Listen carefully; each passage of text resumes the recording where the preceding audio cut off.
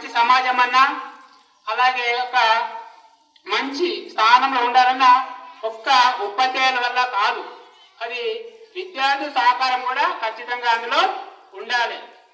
అలాగే ఒక్కసారి బాల గంగాధర్ తిలక్ను విలేకరులు అడుగుతారు. ఏమని అడుగుతారంటే, మనకు రేపు స్వాతంత్రం రాబోతుంది, మరి మీరు ఏ పదవి స్వీకరిస్తారని చెప్పేసి అంటే, అప్పుడు బాల గంగాధర్ తిలక్ అంటాడు,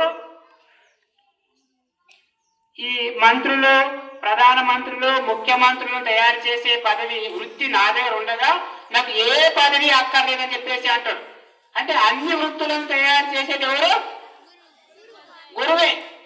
సో కాబట్టి అయితే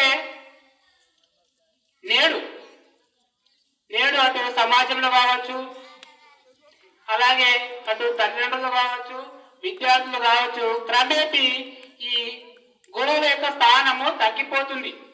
సో చాలా మంది ఇప్పుడు విద్యార్థులు ఏమనుకుంటారంటే, మాకు రియల్ హీరో, సినిమా హీరో, అలాగే క్రీడాకారులు, వీళ్ళు మాత్రమే మాకు ఇన్స్పిరేషన్స్, వీళ్ళు మాత్రమే హీరో అని చెప్పేసి చెప్తూ ఉంటారు. కానీ వాళ్ళు తయారు చేసింది ఎవరంటే గురువే. సో కాబట్టి రియల్ హీరో ఎవరంటే గురువులు, అలాగే మీ తల్లిదండ్రులు, వీళ్ళు మాత్రమే మీకు నిజమైన హీరోలు. వీళ్ళని మాత్రమే మీరు ఆదర్శంగా తీసుకోవాలి. వీళ్ళను ఆదర్శంగా తీసుకొని మీరు ముందుకు వెళ్ళాలని చెప్పేసి, అలాగే మరి ఇంకోసారి మరి గురువులందరికీ గురు పూజోత్సవ శుభాకాంక్షలు తెలియజేస్తూ ముగిస్తున్నాను. ధన్యవాదాలు.